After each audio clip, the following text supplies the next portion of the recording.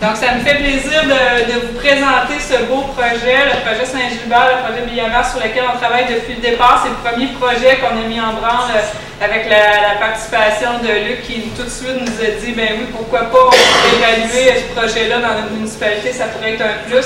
Puis maintenant, on est rendu à l'idée de vous le présenter. On a assez d'informations pour vous donner tous les détails et pour pouvoir répondre à toutes vos questions au sujet de ce projet-là. Vous avez une première chambre de combustion ici où le bois arrive et où le matériel, en fait, j'aime dire que le bois, ça ne brûle pas. Du bois, ça se transforme d'abord et avant tout en gaz. Le carbone se passe de l'état solide à l'état liquide. Et à partir du moment où il est en gaz, il réagit avec l'oxygène de l'air. Et c'est cette réaction-là qui crée la chaleur. C'est cette réaction-là qui crée le feu. Par contre, quand ça monte ici, il y a une zone de rétrécissement. Ça permet d'accélérer le mouvement de l'air et de le compresser et de le réchauffer encore plus. Et ici, on a comme une deuxième zone où là, toutes les dernières réactions se font. Et c'est là où on dit que c'est 100% gazéifié. Là, on entend souvent full gazéifié. Et c'est 100% gazéifié, c'est que l'ensemble du bois est transformé en gaz parce qu'ici, la température se monte dans les 2000-2500 degrés pour les chaudières qui ont ce type de combustion-là et il ne reste plus de matériel imbrûlé dans le circuit. Dans le fond, c'est le groupe d'action en développement durable de l'Ouest qui est associé à la Chambre de commerce qui a décidé que, dans le fond, c'était un beau projet, que Saint-Gilbert était la municipalité propice à développer ce projet-là. On sait qu'avec le pétrole qui est toujours en train d'augmenter, il faut trouver des solutions d'efficacité énergétique. Fait que pour nous, le projet Biomasse de Saint-Gilbert, c'est une conclusion. On en vient ici aujourd'hui à venir visiter une installation identique à celle qui pourrait être installée à Saint-Gilbert. Merci d'être là. On est directement en fait chez le fabricant de la chaudière, Chauffage et Connaisseurs. Merci de nous accueillir.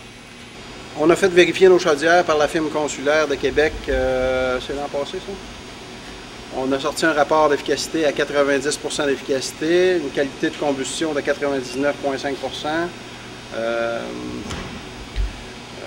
Les coûts de chauffage de nos clients, les derniers clients qu'on a vendus cette année, ceux qui sont en marche, disent que ça réduise le coût de chauffage de entre 70 et 90%.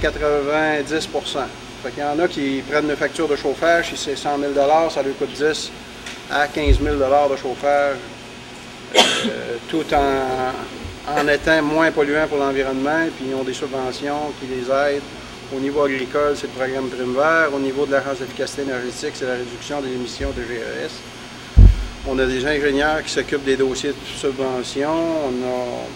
On a des firmes d'ingénieurs, si vous le désirez, qui peuvent s'occuper de toutes les demandes au niveau environnemental. On s'occupe des clients du début jusqu'à la fin. On essaie de le faire du mieux qu'on peut. D'ici un an, on va offrir un système, surtout je pense aux municipalités, là, je pense que vous êtes des gens c'est pas des chaufferies personnelles que vous voulez, puis de trouver des gens qui vont s'occuper de ces systèmes-là. On va donner un service d'entretien, de suivi, d'ajustement. On va offrir le système aux clients à grandeur de la province. On va partir une équipe qui va être formée pour ajuster la combustion, faire l'entretien, le nettoyage des chaudières, toutes ces choses-là. D'ici 6 mois, ça devrait être. Parlez-nous du projet en tant que tel. En fait, vous voulez chauffer 3 bâtiments principaux, là. Tout à fait. Donc, le bâtiment municipal, la résidence Le Chaînon et l'église. Et à partir de là, ça prend... décrivez-nous un peu ce que ça prend pour chauffer, justement. C'est ça, c'est un système de chauffage à la biomasse. Donc, c'est une bouilloire qui relie les 3 bâtiments, donc qui chauffe les 3 bâtiments avec du copeaux de la biomasse forestière, en fait. Fait que les 3 bâtiments sont alimentés et sont chauffés autant l'eau chaude que le chauffage du bâtiment en soi. OK. Ça prend 3 voyages, à peu près? C'est ce qu'on nous a dit, là, même pas 3. Pas 3, 2 et de voyages. Oui, c'est ça. Si je comprends bien, dans un projet comme celui de Saint-Gilbert, où présentement, ça tourne autour de 30 000 par année d'achat d'huile, c'est que là, on tourne autour, mettons, de 2 voyages et demi, pour avoir à peu près l'équivalent en énergie. Mais ce qu'on a à offrir, c'est du bois disponible. Ça peut être en très grande quantité. Je vous donne un exemple. Un projet comme celui de Saint-Gilbert, il est question de 2 ou 3 voyages de bois pour les besoins de la chaufferie pour l'année. Nous autres, nos livraisons sur une base hebdomadaire, on peut parler de centaines de voyages sur une base hebdomadaire à l'année longue. Donc, du volume de bois disponible en forêt privée, il y en a. On ne pense pas, dans l'immédiat, ce qu'on aura à offrir, ce n'est pas des plaquettes ou des copeaux là, prêts à mettre dans... Nous, on vit pour l'instant du bois rond. Il faudra compléter ça dans la chaîne, dans le processus, par des équipements pour la mise en copeaux et le séchage qui répondrait aux exigences de qualité là, du système utilisé. Est-ce qu'il y en a plusieurs qu'on peut s'approvisionner, avec qui vous pouvez aller chercher cette biomasse? Il y a plusieurs façons. Considérant que nous, c'est un petit projet, 80 tonnes, on veut que ce soit un projet collectif communautaire. Donc, on veut que la population en général développe un réflexe d'approvisionner leur église, leur bâtiment municipal et tout ça par du bois qu'on retrouve sur leur terre, par exemple.